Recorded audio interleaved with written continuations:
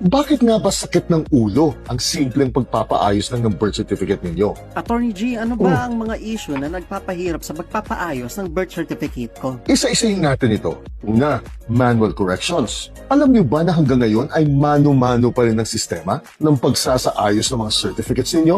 Ito ang dahilan kung bakit lubusang tumatagal ito. Samantalang napakasimple lang sana ng prosesong ito. Ito rin ang ginagamit nilang dahilan kung bakit tila napakamahal ng singilan dito. Kahit nga isang letra lang ang pinapapalitan mo. Dahil nga raw, kumakain ng matinding oras ito. Ngunit may solusyon na ang ating pamahalaan tungkol dito. May bagong sistema na silang ilalabas na magiging fully automated na ang prosesong ito. Ang Administrative Position for Correction Automated System by the Philippine Statistics Authority o ang APCAS-PSA ay nasa pilot testing na ngayong taon.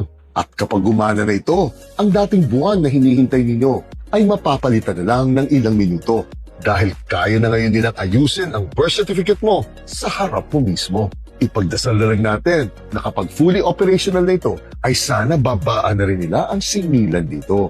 Pangalawa, strict documentation requirements. Marami sa civil registers natin ang sobrang sigurista pagdating sa mga documentary requirements ng mga nagpapaayos sa kanila. Meron pa nga mga iba na sobrang takot magkamali ay pinapasa kaagad nila sa korte ang problema kahit dapat ay minor corrections lang siya. Kaya nga sana ay magkaroon na sila ng mas malinaw at mas mabusising guidelines para susundan na lang ng lahat sila.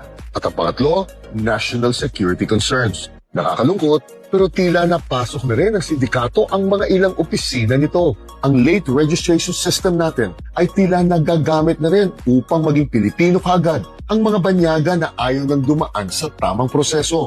Dahil nga matagal at mahaba ang proseso nito. Ang problema, nakakapagnegosyo kaagad ito sa mga industriyang dapat nakalaan para sa ating mga Pilipino. At nakakatakbo pa nga at nananalo ang iba dito sa pagiging politiko.